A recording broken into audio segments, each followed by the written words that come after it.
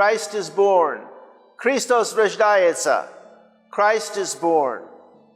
When I was a young boy, my family celebrated a divided Christmas. It was a divided Christmas because at a young age my parents got divorced.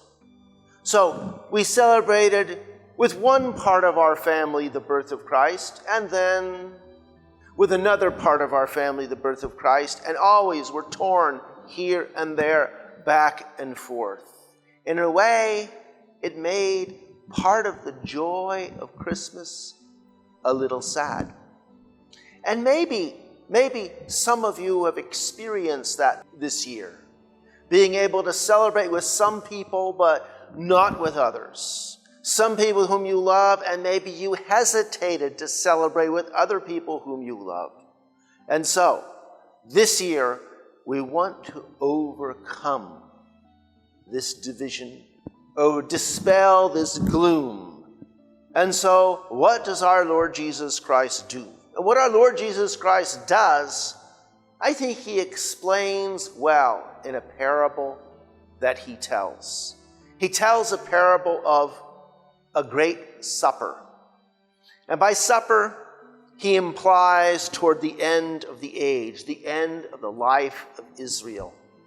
And what does he do? He invites people to come to this supper. And we know what they do. They make excuses. Now, the excuses they had 2,000 years ago might be different from the excuses they make today, but I assure you, people will keep making excuses. But what does our Lord do? He sends forth his messengers, his people. He sends them forth to the highways and byways, that his house will be full, that this supper will be celebrated in its fullness and its entirety. And this is also what we hear, and which we will read on the eve of Nativity, of the birth of Jesus Christ, how God takes a stone from a mountain that is uncut. That is, this stone is not cut from the mountain, but the Lord takes it from this mountain. And this stone is the one that destroys the idols, that is, all the teachings and beliefs and celebrations of idolatry, scatters them to the winds, and establishes his kingdom. And this stone becomes a great mountain which fills the entire earth. And so this year we want our joy at Nativity to fill the entire earth, because our Lord has come to set up a kingdom that has no end.